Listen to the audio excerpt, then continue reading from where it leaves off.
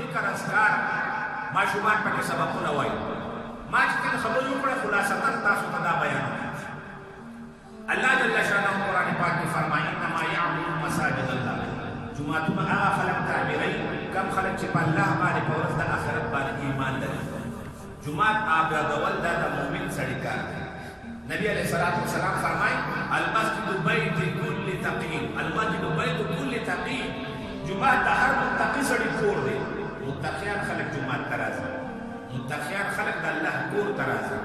نبی علیہ الصلوۃ والسلام فرمایي من بنا لله مسجدا چا چې د الله د رضا لپاره جمعه جوړ کړو الله تعالی به ورته په جنت کې کور جوړوي.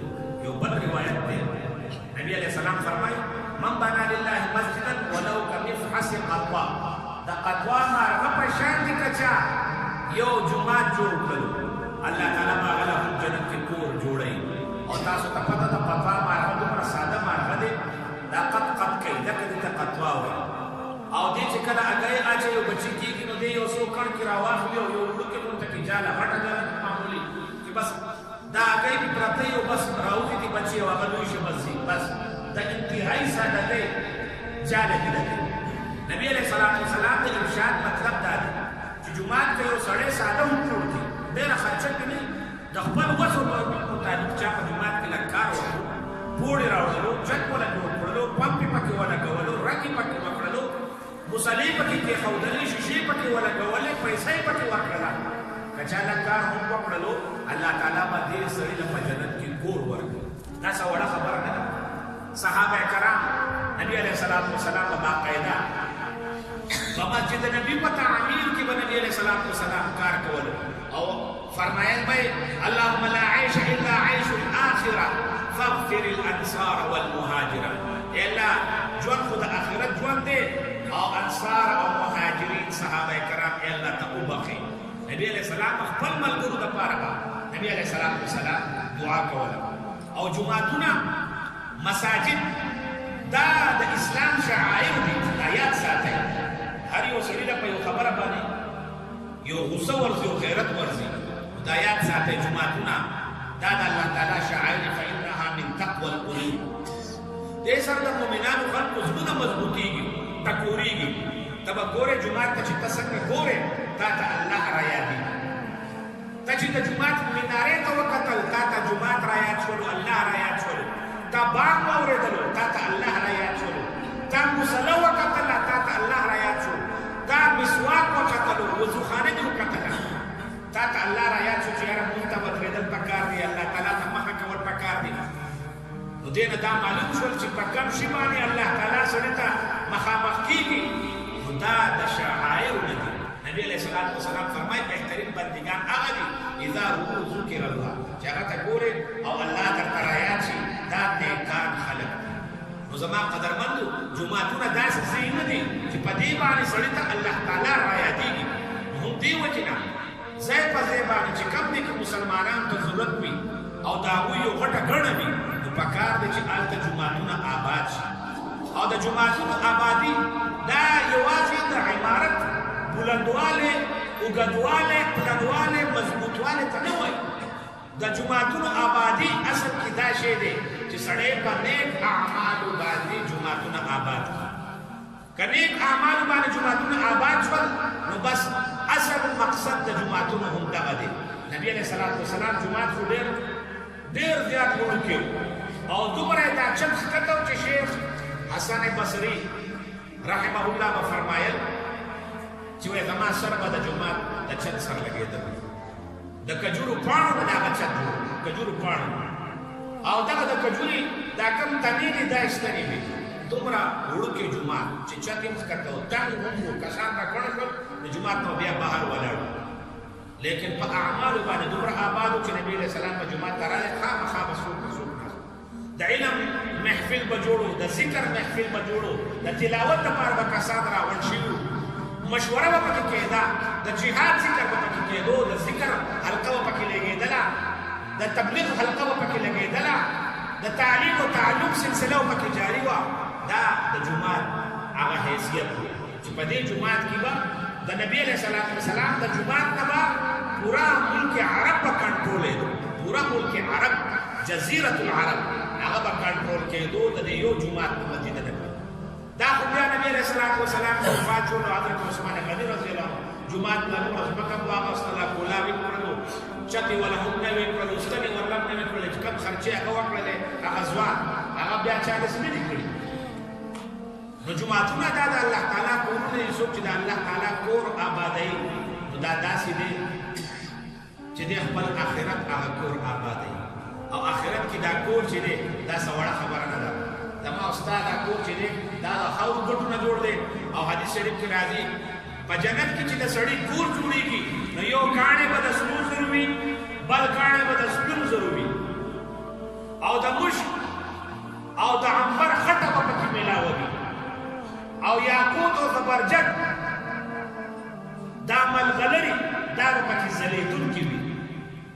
څنګه چې موږ پلستري کوو او سیمنټ پکې لګوو دغه شان کې بهترین نه بهترین مواد هلته موجود دي. دې نه به ستا دیوال جوړېږي. او نبی علیہ الصلوۃ والسلام فرمایي روایت کې راځي چې کله سړی د جومات د صفایي کوي دا ګندګي لري کوي دا چخچې مخچې و خزله مزله پکې راوړمې د ګیرې هغه یخته پکې پراته وي صفایي کې سړی کوي نو ډېر من کنس المساجد څوک چې د جومات صفایي کوي نو په دې باندې الله تعالی د دې سړي د حورو سره ودونه کوي. د دې نکاح د حور عینا سره کېږي. د جماعت صفایي د جومات دا صفایي سترایي دا وړه خبره نه ده. د نبی علیه الصلاة والسلام په وخت کې روایت کې راځي یو توره ښځه وه هغه به صفایي کوله. بل روایت کې راځي توره سړی و دې به د جومات صفایي کوله او دا سړی یا دا ښځه وفات شوله. نبی علیه الصلاة والسلام تپوس وکړو پلانکی نه ښکاري ای د الله رسوله وفات شوی دی. نبی علیه السلام عجیبه خلک ما ته بد نه دی کړی هغه خو جیب ته ښخ کړی دی. تاسو ښخ کړی دی خو به د جومات خدمت کوو. تاسو ما ته ویلي د جومات چې کوم خلک خدمت کوي د الله تعالی په نظر کې دا هغوی انتهایي اوچت مقام وزیر اعلی سره کې یو سړی ګرځي خلک پرې مړه دې ته نږدې شه دا وزیر اعلی سره ګرځي د پلانکي سره نږدې شه دا پلانکي سفیر سره ناسته پاسته کوي دا د بادشاه سره ناسته پاسته کوي دا د پلانکي سره همنشیني اختیاروي د دې چې ډوډۍ د پلانکي سره ده. او راشه الله تعالی فرمایي زما خلک کم دي زما خلک جیرانی هم عمار المساجد زما گاونډیان زما خاص خلک هغه دي چې جوماتونه آبادوي. د جوماتونو آبادونکي خلک دا خلک الله تعالی ته دومره نږدې دي الله ورته خپل ګاونډی وي. نو چې تا د دنیا یو سړي ته وایي ته د پلانکي ګاونډی زما کار وکړه الله فرمایي زما ګاونډیان دا خلک د جومات آبادي یو د تعمیر په لحاظ سره ده یو د اعمالو په لحاظ سره ده. نو د تعمیر په لحاظ سره الله تعالی ځینې خلکو له موقع ورکوي او د اعمالو په لحاظ سره الله تعالی ځینې خلکو له موقع ورکوي. نو کوشش کول پکار دی چې یو ځای کې جومات جوړېږي او یو سړی ټوکرۍ دې ولي نو که څه ورکولی شي نو ورکړه خو بدې دې ورته ونه وایه ورکوله روپۍ وله ورکړه دوا ورته ورکوئ که زما اخلاص کړو انشاءالله زه به دله څه نه څه پېښ کړم. دا کوشش کول پکار دی. ځینې خلک داسې دي چې هغوی د هغوی عمر بر دا کوشش کوي چې یاره زه جوماتونه جوړ کړم په خپل نوم باندې د مور پلار او د ښځې او د بچو په نومونه. د عرب کې اکثر داسې خلک دوی جوماتونه جوړوي او په دې نیت جوړوي چې یو مې د پلار په نوم شي یو به مې د ښځې په نوم شي یو به د ما په نوم شي د بچو په نوم شي دې نومونه باندې جوړوي او بیا خلک هغه جوماتونه کې لمونځونه کوي دعاګانې کوي نو اجر او ثواب به چا ته مېلوي هغه کسانو ته مېلوي که نه. نبي علیه السلام فرمایي الدال علی الخیر کفاعله یو سړی په نیکۍ باندې سړی راولي نو کوم سړی چې نیکۍ کار کوي که نه هغه ته ثواب مېلوي او چې چا هغه نیکۍ طرف ته رابللی وي هغه ته سواب مېلوي. دا تبلیغي جماعت والا خلک دوی خلکو ته مونځ له راشئ جومات ته راشئ ذکر له راشئ علم له راشئ چې دا فضیلتونه خلکو ته ښیي او یو کس راځي دا کار کوي کوم سړی هغه د نیکۍ کار کوي هغه ته ثواب مېلاوېږي لیکن د کوم سړی ورته دعوت ورکړه دې ته هم ثواب مېلوي. بانک چې کوم سړی وایي نو دا خلکو ته خو لمونځونه خپل ثواب مېلاوي لیکن بانکي ته هم د دې اجر او ثواب مېلاوي ځکه هغه خلکو ته ویلي جومات ته راشه د مونځ ټایم دی راغونډېږي عالم درس کوي تدریس کوي او د درس او تدریس نه شاګردان پیدا شول او د هغه نه مخکې بیا شاګردان پیدا شول چې څومره کسان پیدا کېږي د دې ټول اجر او ثواب دې استاد ته مېلوي د دې استاد اجر او ثواب خپل استاد ته مېلوي ځکه حدیث کې راځي وکسان وکارونه داسې دي چې د دې اجر به سړي ته قبر کې هم میلاوي مرګ نه پس هم یو پکې هم دغه دی چې یو سړی داسې دی چې هغه د خلکو د ښېګړې دپاره نهر جاري کړی وله یې جوړه کړله خوړې جوړ کړل نهر جاري کړل خلکو ته اوبه میلاوي یو سړی کوې وکنستلو خلکو دپاره یو سړی یو ونه ولګوله چې د خلکو په کار راشي یو سړی لاره جوړه کړله چې د خلکو په کار راشي یو سړی چا د قرآن کریم هدیه کړله چې تا والا په دې کې سبق وایه یو هغه کس دی چې هغه بچی چې دی هغه دپاره دعا کوي بچی د پلار دپاره وکړه دا هم صدقه جاریه ده او نبي علیه السلام فرمایي او چا چې جومات جوړ کړ هغه ته د دې اجر او ثواب میلاوي نو د دې اجر او ثواب به میلاویږي نو که لږ وي او که ډېر وي زما مولانا نعیم صاحب په دې کې ډېر زیات محنت وکړ زه خو په مخه تللی راغلی یم دغه شان د رحیم شاه ماما او دا نور کسان د بچي او د پوشا د طالبانو د ګاونډیان دې ټولو خلکو واقعي د دې جومات په آبادۍ کې غټ تعاون وکړ چا ولا د چپټ وړې په ذریعہ باندې چا د خدمت په ذریعہ باندې او دا سورو کې میدان خو نه دی ورلوی میدان دی د دې آبادۍ کې ټیم زور ډېر ولګېدل او چا چې په دې کې منډه ترړه کړې ده د ټولو دنیا الله تعالی د آخرت د ښایسته کړي دا وړه خبره نه ده واقع دا ډېره لویه خبره او د خوشخبری خبره دا ده چې د دې جومات په دې باندې افتتاح هم ده او ورسره نن په دې جومات کې